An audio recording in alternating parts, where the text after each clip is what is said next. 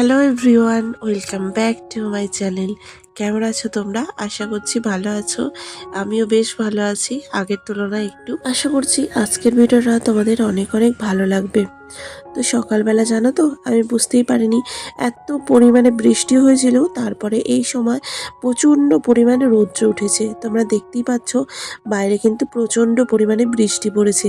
তার সত্ত্বেও এখন কিন্তু প্রচণ্ড পরিমাণে রৌদ্র উঠেছে। আর জন্মাষ্টমীর দিন একটু বৃষ্টি হবে না, সেটা তো হতে পারে না। এখন আমরা সবাই মিলে রেডি হয়ে গেছি একটু বেড়াতে যাব বলে। বেড়াতে আর কি, আমাদের তো সেই কদিন থেকে হয়েছিল শরীরটা খারাপ, তো সেই জন্যে বাজারঘাট সেইভাবে করা হয়নি।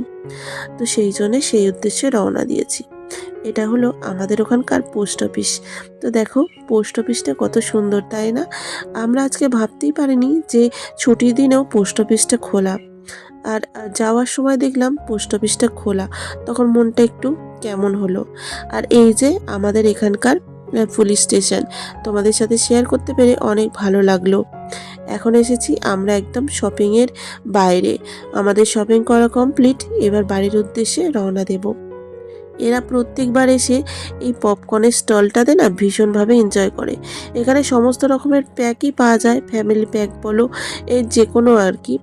তো এখান থেকে প্রত্যেকবার এসে না ওরা পপকর্ন না কিনে যাবেই না, দু ভাই বোনে। এখানে শপিং করা পুরো কমপ্লিট হয়ে গেছে।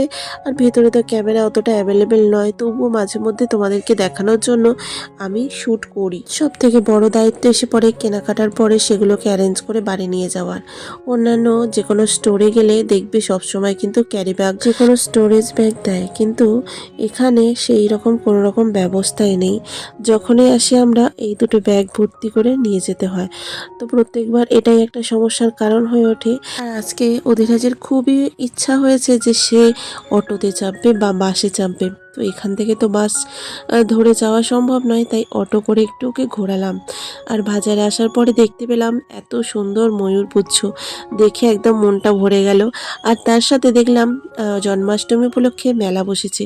এই পুতুলগুলো বসেছিল, এত সুন্দর লাগছিল, ছোটবেলার স্মৃতিগুলো মনে পড়ছিল।